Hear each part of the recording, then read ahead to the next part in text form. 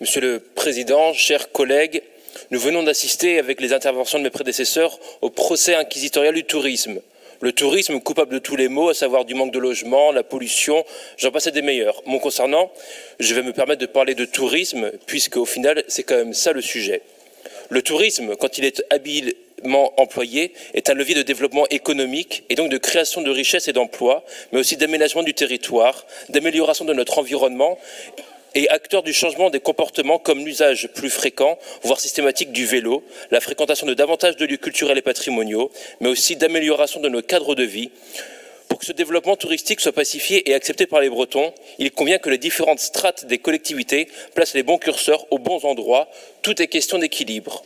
Pour que le tourisme soit habilement employé, il faut une gouvernance claire, une feuille de route très largement partagée, des actions concrètes menées auprès des collectivités et des professionnels du tourisme et une stratégie marketing qui réponde à des objectifs politiques, quelle clientèle, pour quelle offre, à quelle période, etc.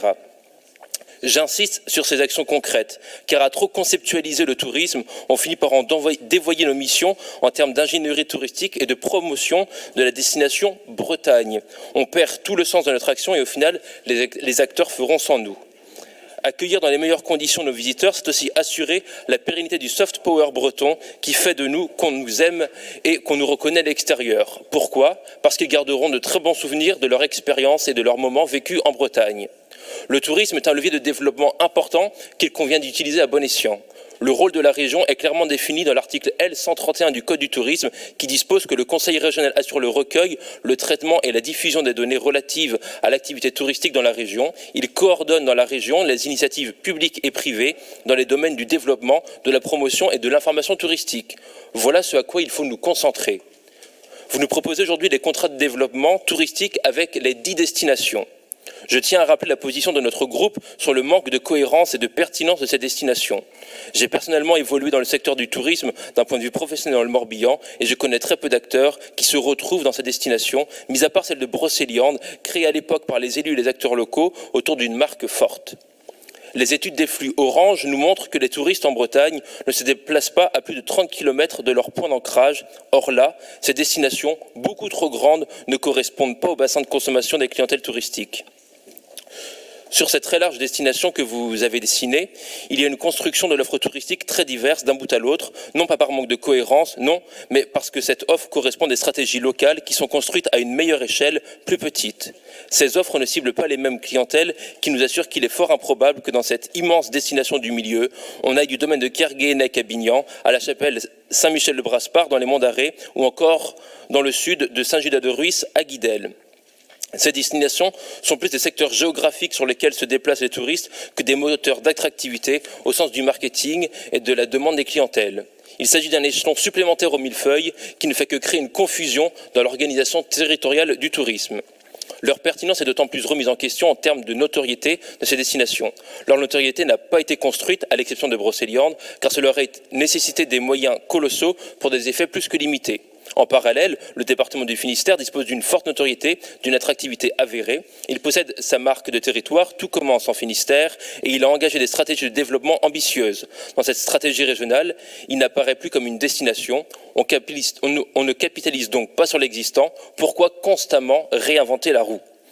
En effet, la nécessité pour les acteurs bretons de s'engager véritablement dans une stratégie marketing partagée appelle nécessairement une vision commune de la structuration de l'action touristique.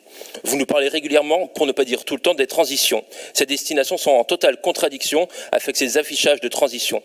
Quand on sait que les touristes, une fois arrivés sur leur lieu de vacances, ne se déplacent guère à plus de 30 km et qu'au-delà l'usage de la voiture est indispensable, ces destinations aux dimensions inadaptées ne permettent pas de répondre à certains objectifs de la région Bretagne, comme le développement du slow tourisme. Le bon échelon sera celui des EPCI, qui d'ailleurs assurent très majoritairement la compétence tourisme pour le bloc communal. C'est la vision que nous défendons sur la politique que la région doit porter, partir de la base, auprès des EPCI, en parfaite coordination avec les départements, pour n'avoir qu'une seule stratégie, plutôt qu'une superposition de stratégies contradictoires. L'échelle des EPCI serait l'occasion d'aborder le territoire à portée de vélo. Voilà par exemple qui ferait une transition environnementale concrète et réussie. Mais pour rester dans les transitions, il faudrait qu'on puisse voir dans les feuilles de route et ces contrats de destination l'engagement de la région Bretagne à soutenir des projets structurants sur des différents territoires bretons. Ainsi, nous doterions la Bretagne d'outils d'attractivité qualitatif, de marqueurs identitaires créant une offre toute l'année vers des clientèles ciblées. Cela permettrait de moins concentrer l'offre touristique sur la saison estivale, de consolider l'activité hôtelière, de restauration et de loisirs. C'est ainsi s'engager dans les transitions sociales pour pérenniser des emplois permanents, donc moins saisonniers et moins précaires. La déprécarisation de ces emplois est une des clés, avec la formation, pour les problèmes de recrutement que nous connaissons. Cette inscription du tourisme dans le temps long et toute l'année rendra viable économiquement le développement de l'offre hôtelière insuffisante aujourd'hui et réduira l'impact de l'activité des hébergements touristiques sur l'offre de logement. Oui, pour aller dans le sens des collègues qui se sont exprimés tout à l'heure, le classement en zone tendue de plusieurs secteurs de Bretagne permettra de réguler l'offre d'hébergement touristique. Mais attention à ne pas jeter le bébé avec l'eau du bain. Les millions de nuitées touristiques en Airbnb et consorts consommées en Bretagne dans les 48 210 hébergements touristiques peuvent aussi être mises en cohérence avec les millions de nuitées touristiques consommées par les Bretons à l'extérieur de la Bretagne. Rappelez aussi que s'il y a des hébergements touristiques, c'est qu'il y a des propriétaires bretons qui mettent leur logement en location sur ces plateformes. Là encore, pas de caricature. C'est une source de revenus pour ces propriétaires et qu'il faut bien différencier ceux qui possèdent un studio de ceux qui disposent d'un parc immobilier conséquent. De plus, beaucoup de travailleurs itinérants qui sont remboursés de leur nuitée à hauteur forfaitaire de 50 ou 60 euros n'ont d'autre solution que les Airbnb plutôt que les hôtels pour rentrer dans leurs frais. Enfin, et j'en terminerai par là, dans ces contrats de destination, les sommes allouées par destination à la superficie d'un demi-département ne permettront pas d'avoir un effet de levier impactant pour engager les transitions, comme vous l'appelez pourtant de vos voeux, qu'elles soient économiques, sociales ou environnementales. Or, c'est pourtant l'occasion d'affirmer un leadership fort d'une région en soutien à l'aménagement durable du tourisme en Bretagne, au plus près des territoires et des acteurs. Pour toutes ces raisons de forme et de fond, nous voterons contre ce bordereau.